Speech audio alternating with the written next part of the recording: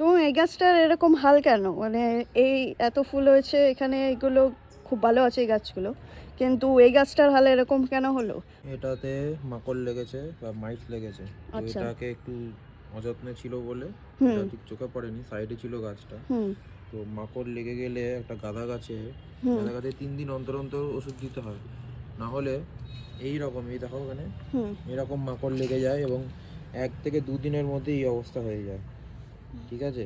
পুরো পুরো ওর জাল বুনে, পুরো সূক্ষ্ম জাল বুনে পুরো খেয়ে নেবে এবং ভেতরে পাতাগুলোকে রস শুষে এরকম করে শেষ করে দেবে। এই গাছটা শেষ। এই গাছটা আর কিছু হবে না। এই গাছটাকে যতই ওষুধ দাও, এই গাছটা আর বাঁচবে না। আর কিছু করা যাবে আর না, কিছু তাই করে না। তো? কারণ এখানে খুবই, ক্যামেরা দেখা যাবে না, বাট খুবই এখানে খালি চোখে দেখলে দেখা যাবে ছোট ছোট গুড়ি এখানে নড়ছে, এরা চলছে। বাট এটা ক্যামেরা উঠবে না ঠিক মতন। আচ্ছা। বাট যাদের বাড়িতে এই জিনিসগুলো হয়েছে তারা আশা করি জানে।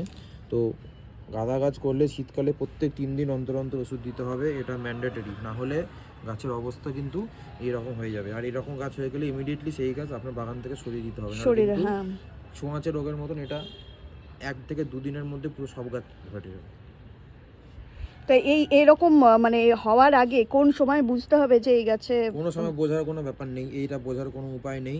বা বোঝার মানে হয়ে গেলে তারপর আর কিছু করা যাবে না। তো গাঁদা গাছ লাগানোর পর থেকে একটু বড় হয়ে গেলে তখন থেকে প্রত্যেক 3 দিন অন্তর অন্তর ওষুধ দিতে হবে।